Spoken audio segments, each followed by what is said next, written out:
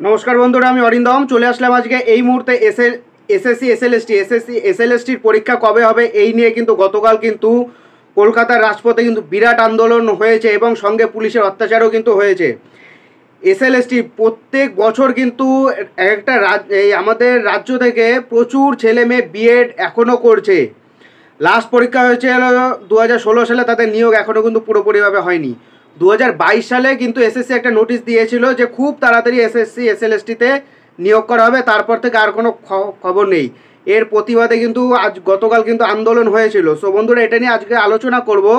So ভিডিওটাকে skip করবেন না, প্রথম থেকে শেষ পর্যন্ত দেখবেন। চ্যানেলটাকে যদি ভালো লেগে থাকে তাহলে অবশ্যই একটা করে লাইক করবেন, বেশি ভালো লাগে একটা করে সাবস্ক্রাইব করবেন, আর যদি বেশি খারাপ লেগে যায় অবশ্যই চ্যানেলটা আনসাবস্ক্রাইব করে রেখে দেবেন। সো বন্ধুরা, চলুন ভিডিওটা শুরু করি।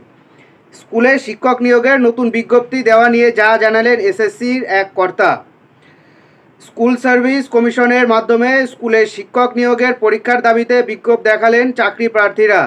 চাকরি প্রার্থীদের অভিযোগ, স্কুল সার্ভিস কমিশনের তরফে 2022 সালের 5ই মে নোটিশ দিয়ে জানানো হয়েছিল শীঘ্রই নবম দশম ও একাদশ দ্বাদশের শিক্ষক নিয়োগের বিজ্ঞপ্তি প্রকাশ করা হবে। তবে তারপর থেকে আর কোনো উচ্চ বাক্য নেই।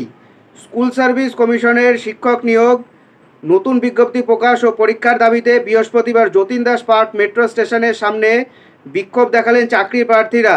এদিন দুপুরে এই বিক্ষোভের জেরে হাজরা মোড়ে সাময়িক উত্তেজনার তৈরি হয়। চাকরি প্রার্থীদের দাবি, নবম দশম শ্রেণীর শিক্ষক নিয়োগের শেষ পরীক্ষা হয়েছিল 2016 সালের 27শে নভেম্বর।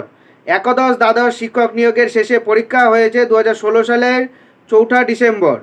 তারপরেও আর কোনো পরীক্ষা নেওয়া হয়নি। আন্দোলনকারী চাকরি প্রার্থীদের দাবি, প্রতি বছর হাজার হাজার পড়ুয়ারা বিএড পাস করে প্রশিক্ষণ নিচ্ছেন, কিন্তু পরীক্ষা হচ্ছে না। এ এক অসহনীয় অবস্থা।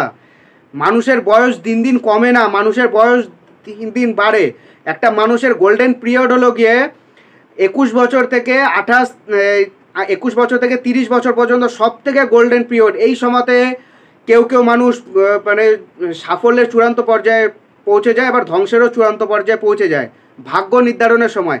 এই সময়টাকে নিয়ে সরকার খেলা করছে। আমাদের এই সরকার আন্দোলন করতে গেলে পুলিশ দিয়ে তুলে নিয়ে যাচ্ছে। প্রচুর পুলিশের কিন্তু ওই দিন কিন্তু ধস্তাধস্তি হয়েছে।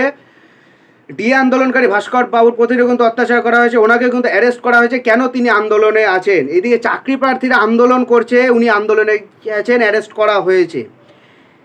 চাকরি হচ্ছে না 2016 সাল, এটা 2024 সাল। 8.5 বছর 9 বছর হতে চললো, পশ্চিমবঙ্গে কোনো চাকরি নেই। এসএসসি এসএলএসটিরা বিএডরা এখন কি করবে? বিএডরা প্রাথমিক থেকে বেরিয়ে গেছে, বিএডরা প্রাথমিক আর বসতে পারবে না।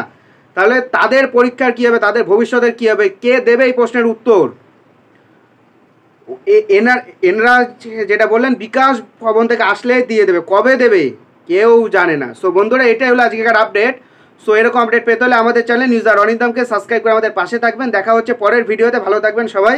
নমস্কার, জয় হিন্দ।